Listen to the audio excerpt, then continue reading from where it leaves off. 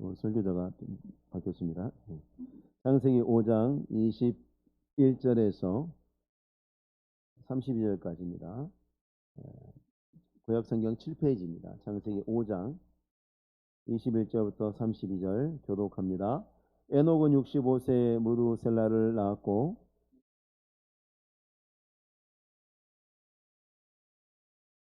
그는 365세를 살았더라.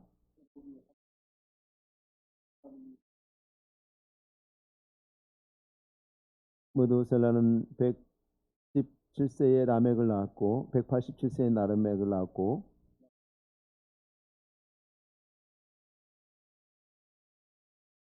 그는 969세를 살고 죽었더라. 이름을 노아라 하여 이르되 여호와께서 땅을 저주하심으로 수고롭게 일하는 우리를 이 아들이 안위하리라 하였더라.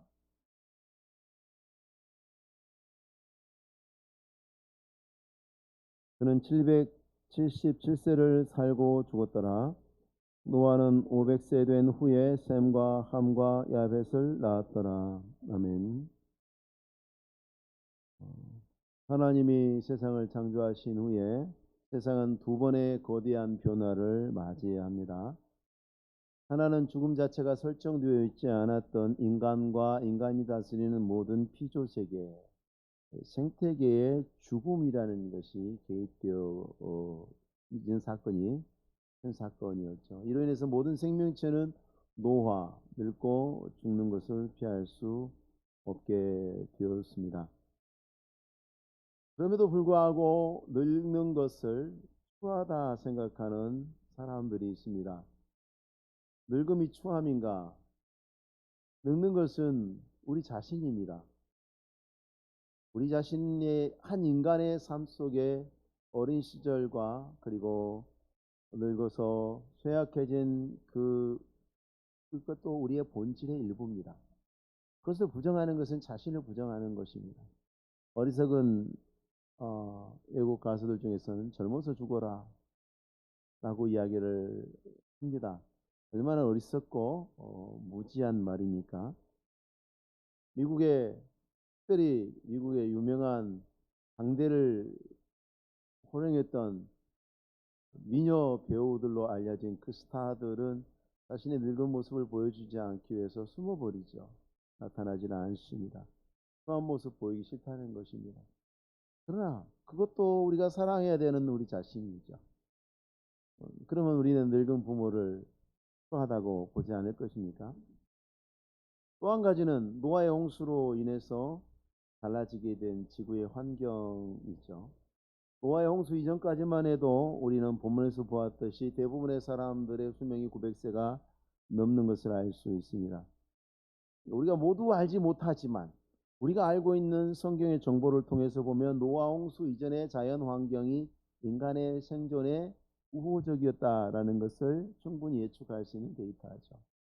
오늘날 사람들을 오래 살게 하려고 그리고 자기가 오래 살기 위해서 별일을 다 합니다.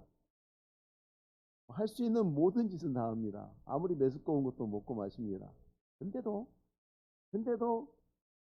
100세 넘기기가 그렇게나 힘이 듭니다. 그런데 그 당시 사람들은 900세를 넘게 살았습니다. 굉장히 우호적인 자연 환경이라고 볼 수 있죠. 물론 자유주의 신학자들은 성경에 이랬던 성경 내용 자체를 안 믿기 때문에 그 기록 자체가 사실이라는 것 자체를 안 믿기 때문에 그들에게는 의미 없는 해석이겠지만 성경의 기록을 하나님의 말씀으로 정직하게 믿는 우리들에게는 시사해 주는 바가 있습니다. 자, 죄의 징벌로 죽음이 선포되었습니다. 다 죽을 거라고 말씀하셨습니다. 죄 때문에 죽어야 한다고 말씀하셨습니다. 그런데 그 물리적인 죽음이 오기까지 그 물리적인 죽음을 맞이하기까지 상당한 시간 동안 하나님께서 인간들이 삶을 영위할 수 있도록 자비를 베풀어 놓으셨다는 거죠. 삶을 넉넉하게 영위할 수 있도록. 여기서 넉넉하게라는 것은 시간적 의미입니다. 삶의 질에서 말씀드린 게 아닙니다. 뒤에 가면 또 제가 드릴 말씀이 있습니다. 아무리 생명체가 살아가기 좋은 환경 가운데 살아가더라도 인간에 속한 모든 생명 피조물들은 하나님이 선포하신 대로 육체의 죽음을 또 피할 수 없다는 것도 엄중한 사실입니다. 그런 가운데 족장들의 이름과 태어남과 삶과 죽음이 계속해서 이제 반복적으로 이름이 나왔습니다. 이름이 나오고 그들이 아들을 몇 살에 낳았는지, 그들이 몇 년을 더 살았는지, 몇 살에 죽었는지, 구조가 똑같은 구조로 각 사람을 소개해 나가다가 특이하게 에녹의 경우에는 두 가지 예외 사항이 적용돼서 기록이 바뀝니다. 뭔가 메시지가 있는 거죠. 쭉 가다가 이 부분에서 구조가 바뀌든지 내용이 바뀌면 이게 뭔가 하나님께서 성경을 읽는 사람들이 집중하게 하시는 뭔가가 있다는 거죠. 어떤 그런 의도를 가지고 이렇게 기록하신 거죠. 에녹의 삶은 하나님과 동행하며라는 단어가 들어가 있습니다. 근데 이게 좀 특이한 게 지금 우리가 이 5장에서 읽은 이 사람들의 계보는 셋의 후손의 계보들이에요. 경건한 사람들이에요. 에녹만 경건하지 않았어요. 경건한 사람들이에요. 믿음의 사람들이에요. 노아의 아버지도 경건한 사람이었어요. 그런데 왜 에녹에게는 하나님과 동행했다라는 말을 이렇게 놓으셨을까? 색다른 의미가 있습니다. 하나님과 동행했다라는 이 동행하다는 말은 이 부부가 연합했다, 부부가 연합해서 한 몸이 된다라는 그런 의미를 가진 단어입니다. 아무데나 쓰는 게 아닙니다. 신약 성경에서 그리스도와 교회가 하나이듯이 남편과 아내도 하나다라는 기록이 있죠. 에베소서 5장에 그 기록이 있습니다. 그러므로 사람이 부모를 떠나 그의 아내와 합하여 그들이 한 육체가 될지니 이 비밀이 그도다. 나는 그리스도와 교회에 대하여 말하노라. 요때에 말하는 그 연합이 지금 여기에서 에녹이 하나님과 동행했다에 들어 있습니다. 그러니까 지금 굉장히 강조한 거죠. 에녹이 하나님과, 물론 그 이전 이후 사람들도 하나님과 동행했겠지만 에녹이 특별한 의미로서 하나님께서 강조하실 만한 그런 친밀함이 있었다라는 것을 우리가 알 수가 있어요. 달리 말하면 에녹이 하나님과 뗄 수 없는 아주 긴밀한 견고한 연합의 관계를 에녹의 삶의 전체를 통해서, 그의 삶의 전 과정을 통해서, 그의 삶의 모든 영역을 통해서 그렇게 이루면서 살았다는 뜻입니다. 그것은 뭐냐면 하나님과 동행하는 것은 하나님의 부름을 받은 사람들에게는 가장 우선적이고 가장 중요한 목표라는 것을 지금 강조하시는 거예요. 다 잘하는데 그 중에서 제일 잘한 사람을 세워놓고 뭘 잘했는지를 칭찬함을 통해서 모두가 뭘 잘해야 하는지에 대해서 다시 강조하시는 거예요. 에녹만 하나님과 동행한 게 아니고 다 하나님과 동행했어요. 동행하려고 했고 그런 경건한 후손들이에요. 경건한 계보예요. 그럼에도 불구하고 그 중에 에녹이 가장 뛰어났고 그 뛰어난 에녹을 하나님이 칭찬하시면서 그리고 이전 세대와 이후 세대 그리고 오고 오는 모든 믿음의 세대들에게 봐라. 어떠한 것이 하나님의 백성에게 마땅한 것이냐? 하나님과 동행하는 것. 하나님과 한 몸처럼 말하고 행동하고 살아가는 것이 가장 중요한 것이다라고 강조점을 찍으신 거예요. 미가서 6장에 보면 사람아 주께서 선한 것이 무엇임을 내게 보이셨나니 여호와께서 내게 구하시는 것은 오직 정의를 행하며 인자를 사랑하며 겸손하게 내 하나님과 함께 행하는 것이 아니냐. 내 하나님과 함께 행하는 것이 아니냐. 이 앞에 있는 모든 것을 다 함축해서 하나님과 함께 행하는 것이 뭐다? 선한 것이다. 누구에게 선한 것이냐? 하나님에게 선한 것이고 너희에게도 선한 것이다. 하나님에게 영광이 되고 우리에게 복이 되는 것이 무엇이냐? 하나님과 함께 행하는 것이다. 두 번째는 에녹을 데려가심으로 에녹이 세상에 있지 않게 되었다 그렇죠. 에녹은 죽음을 보지 않는 성경의 유일한, 예수님 빼고 두 사람 중에 한 사람이죠. 다른 한 사람은 엘리야입니다. 자, 에녹이 죽음을 보지 않고 하나님이 하나님 나라에 들어가게 하셨다라는 기록을 하나님과 동행하더니라는 기록과 연계시켜 놓으셨어요. 자, 그러면 우리가 천국에 가면 에녹이 있을까요, 없을까요? 있겠죠. 그러면 에녹의 조상들은 천국에 있을까요, 없을까요? 있겠죠. 그럼 에녹의 이 경건한 후손들은 천국에 있을까요, 없을까요? 있겠죠. 어차피 천국에 갈 건데 왜 에녹은 안 죽게 하시고 그냥 데려가실까? 죽음을 맛보지 않게 하시고 그냥 데려가셨는가? 그리고 그것을 기록으로 남겨두셨는가? 이것도 메시지가 있는 거죠. 근데 무엇과 연결된 메시지냐면 하나님과 동행하더니와 연결된 메시지입니다. 하나님과 동행하더니 하나님이 그를 데려가셨다. 하나님을 경외하는 사람들이라도 죽음을 피할 수 없다. 믿음의 족장들의 죽음의 기록이 계속되는 가운데 이제 에녹이 죽음을 맛보지 않는 이 사건의 기록이 나타납니다. 자, 죄로 말미암아서 죽음을 피할 수 없는 운명 가운데 있는 사람들에게 하나님이 야 진짜 생명의 길이 무엇인지 그 길이 열려 있다는 것을 눈에 보이도록 제시해 주신 거예요. 시청각 교육자래요. 시청각 교육. 여러분 우리가 음악을 가르쳐도 그렇죠. 노래를 통해서 따라 부르기 위해서 가르치는 방법도 있습니다. 근데 악보를 보는 법을 가르쳐주고 노래 책 한 권을 주면 이 사람은 그것만 들고 다니면 이걸 갖고 다 부를 수가 있죠. 왜? 요 안에 다 들어있어요. 보기만 하면 되는 거죠. 훨씬 쉽게 그것을 이제 사용할 수 있게 되는 거죠. 하나님께서 에녹의 삶과 그의 마지막을 통해서 수많은 믿음의 사람들에게 시청각 교제로 보여주시는 거예요. 하나님과 동행하는 사람이 생명의 길을 간다는 것을 보여주신 거예요. 죽음 이후에 천국 가는 것은 죽음 이후의 것은 우리의 눈으로 안 보이지 않습니까? 보이지 않아요. 그런데 하나님께서 이 사람은 하나님과 긴밀하게 동행하던 사람이다. 그의 모든 삶의 시간의 영역을 통해서 그의 삶의 모든 영역을 통해서 그가 하나님과 동행했고 하나님께서 그러므로 그를 데려가셨다. 어디로? 천국으로 데려가셨다를 눈에 보이게 보여주는 거예요. 물론 에녹의 아버지도 갔고 에녹의 아들도 갔어요. 근데 에녹만 그렇게 보이게 데려가시면서 그 앞에다가 붙여놓으신 거죠. 하나님과 동행하리라. 그가 하나님과 동행하리라. 데려가셨다는 말이 하나님이 엘리야를 데려가셨을 때 승천하시던 장면에도 같은 단어가 사용이 되었습니다. 이건 보호하심과 이끄심의 의미가 같이 들어있어요. 그러니까 생명의 근원이 되시는 하나님께서 그를 보호하시는 중에 이끌어 가셔서 그가 죽음의 권세에 굴복하지 않게 하셨다는 진리.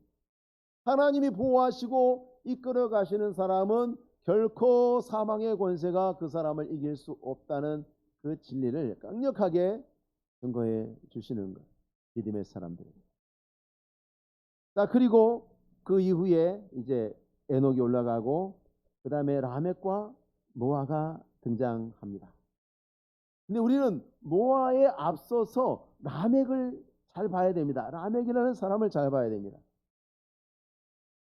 라멕은 직접 자기의 음성이 기록이 되어 있어요. 여기에. 에녹은 에녹에 대한 하나님의 평가가 기록이 되어 있죠. 근데 라멕은 라멕의 직접 그의 육성이 녹음이 되어 있어요. 녹취록이에요. 이게 지금 녹취록이죠. 법정에서 요즘 녹취록 뭐 이야기 나옵니다만은 이게 녹취록이에요. 라멕의 이야기를 성경에 글로 기록해 놨어요. 뭐라고 했느냐? 아들 낳고는 29절에 여호와께서 땅을 저주하심으로 수고롭게 일하는 우리를 이 아들이 아니하리라. 여러분 이게 굉장히 중요한 메시지입니다. 너무너무 중요한 메시지입니다. 사실은 에녹의 이야기보다 이 라멕의 이 한마디가 엄청나게 비중 있는 말씀입니다. 가인의 후손 중에도 라멕이라는 동명이인의 그 악한 라멕이 있어요. 아주 교만으로 가득 찬 죄악으로 가득 찬 세상에서 사람들의 생각과 계획이 악하기만 하던 때였습니다. 그때 가인의 후손 라멕은 그렇게 세상이 악한 환경 속에서도 자기의 힘을 자랑하고 자기의 교만함을 노래로 만들어서 뽐내던 사람이었죠. 그런데 경건한 셋의 후손 라멕은 아주 다른 모습을 보여주는데, 라멕이 지금 두 가지를 이야기해요. 두 가지. 라멕은 사람이 지금 극복할 수 없는 고통의 한계가 있다라는 것을 인정하고 지금 시인하고 있어요. 하나님께서 그것을 당하게 하셨죠. 하나님이 허락하시고 명령하신 그 고난 속에서, 아이 하나님 왜 이렇게 우리 사는 거 퍽퍽하게 하셨어요? 제가 아까 말씀드렸죠. 인간이 넉넉하게 삶을 누릴 수 있게 하셨다는 것은 오래 살게 하셨다는 뜻이고, 그런데 살아가는 게 수월치는 않았어요. 수고로운 인생을 900년 산 거예요, 여러분. 많지 않았어요. 먹고 살기 좋아서 그러기, 환경이 좋긴 했는데 생명이 계속되기에는 좋은 환경이지만 땅 파서 농사 짓고 먹고 살기에는 팍팍한 생활이었어요. 왜? 하나님 그대로 말씀하셨잖아요. 그대로 말씀하셨다. 땅이 저주를 받아서 네가 수고해서 먹을 것이다 라고 말씀하셨잖아요. 그냥 살아가는 환경 자체는 나쁘지 않은데 농사 지으려면 벌레가 와서 먹고 뭐가 먹고 해가지고 먹고 사는 게 수월치가 않았어요. 그런데 그런 가운데 하나님 왜 세상을 이렇게 해놓으셨습니까? 라고 불평하거나 에이 이런 세상, 에이 대충 살아, 그리고 아무렇게나 살려는 생각을 하지 않았습니다. 그는 그 고통의 원인이, 땅을 저주하심으로 본문에 이렇게 되어 있죠. 여호와께서 땅을 저주하심으로 라고 되어 있지만 사실은 아담이 범죄함으로가 그 앞에 있죠. 그러니까 하나님이 저주하심으로 땅이 요 모양이 됐다는 것을 안다는 것은 하나님께서 아담이 범죄함에 대해서 땅을 저주하셨고, 그래서 지금 땅이 요 모양이고, 그래서 우리가 고생스럽다, 요 전체 인과관계를 분명히 알고 지금 인정하고 있는 거예요. 우리가 수고스럽다. 그러나 이것은 하나님이 하신 정당한 것이다. 두 번째는 라멕이 그런 힘겨운 환경 속에서도 하나님 때문에 이렇게 힘겨워 사는 게 팍팍해. 그런데 하나님으로부터 오는 신령한 위로를 기대했어요. 아들의 이름을 지었어. 그러면 보통 가족이 생활할 때 같이 살잖아요. 요즘은 뭐 아들들이 뭐 대학 고등학교만 졸업하면 뭐 독립하자 그래가지고 뭐 방가하자 뭐 그런다고 하지만은 옛날에는 같이 살았어요. 그죠? 3대가 4대가 막 같이 살았잖아요. 원래 인류는 꼭 그렇게 같이 살았어요, 사실. 요즘 들어와서 별나서 그렇지. 요즘 세대가 별난 거예요. 옛날엔 다 같이 살았어요. 수천 년 동안. 그러면 라멕이 봤을 때 누구의 이름을 아들 이름 맨날 부르겠죠. 노아야 맨날 부르지 않겠어요? 그럼 아들 이름 부를 때마다 뭘 생각하는 겁니까? 아들 이름 부를 때마다 자기가 생각하고 싶은 거, 그걸 아들 이름에 붙여놓은 거예요. 하나님이 안위할 것을 기대하면서 아들 이름을 그렇게 붙여놓은 거예요. 그러면 하나님이 위로를 기대한다는 건 뭡니까? 여기에도 두 가지가 있어요. 내가 위로를 얻을 수 없다. 내가 스스로 힘과 노력과 지혜를 가지고 이 환경을 극복해서 이 내가 기대하고 바라고 소망하는 위로를 얻을 수 없다. 이게 첫 번째예요. 절대 얻을 수 없어요. 그러니까 하나님의 위로를 기다리는 거죠. 또 한 가지는 하나님이 우리가 범죄해서 하나님이 땅을 저주해서 우리가 이렇게 고생하고 있지만, 또한 하나님께서 우리를 위로하시고 불쌍히 여기시는 것도 하나님으로부터만 온다. 신앙 고백이 이 라멕의 말 속에 들어있는 거예요. 땅은 저주를 받았어요. 그리고 그 저주받은 땅 위에서 자기들이 살고 있기 때문에 사는 것이 수고롭다는 거예요. 그런데 그 수고는 부당한 것이 아니라 하나님이 주시는 정당한 징벌입니다 라고 인정했어요. 그리고 정당한 징벌이지만 하나님 힘드네요. 그건 또 사실이에요. 아닌가요? 그렇죠? 정당한 것이 다 좋은 건 아니에요. 우리가 잘못하면 하나님께 징벌을 받잖아요. 그거 정당한 거예요. 근데 힘들어요. 징벌이라는 것은 그런 거죠. 그런 가운데 하나님이 위로해 주실 것을 기대했다. 그것은 라멕이 하나님의 선하심을 믿고 있었다는 말이 되는 거예요. 제가 말씀드렸잖아요. 애녹과 믿음이 좋은 게 아니에요. 애녹과 믿음이 좋은 게 아니라고. 이 라멕의 믿음이 얼마나 심오합니까, 여러분? 얼마나 놀랍습니까? 우리가 가진 믿음과 똑같은 믿음을 갖고 있잖아요. 참으로 구원받은 사람에게는 라멕과 같은 고백이 또 발견이 있습니다. 구원받은 사람은 두 가지를 발견하죠. 하나님의 선하심, 나의 악함. 이 두 가지 발견. 나는 죄인이구나. 오호라 나는 죄인이구나. 이사야 선지자가 바로 다 나여 망하게 되었도다. 나는 입술이 부정한 자로 입술이 부정한 백성들 가운데 만군의 하나님 여호와를 하나님이 영광스럽고 거룩하시고 나는 악한 죄인이구나. 이거 발견합니다. 예수를 믿게 될 때 모든 사람이 이렇게 고백합니다. 그래서 예수 믿으면 회개부터 하죠. 이건 하나님의 지혜로만 가능한 것입니다. 참된 믿음은 하나님의 선하심을 믿기 때문에 당연히 내 의지를 자랑하지 않고 살아계신 하나님만을 의지하죠. 에녹의 아버지 노아의 아버지 이 람에게 말 안에서 우리는 이 셋의 후손이 가진 경건한 믿음의 실체를 발견할 수 있는 것. 이게 경건한 믿음의 교보라는 것을 이 하나의 단편적인 사실을 통해서 우리는 발견할 수 있어요.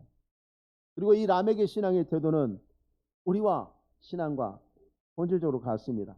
그래서 우리가 깊이 마음에 담아서 삶에 적용해야 하는 것입니다. 우리는 조금만 어려우면 뭐 이렇게 불평불만이 많습니다. 괜히 살겠니? 뭐 하나님 왜 이러세요?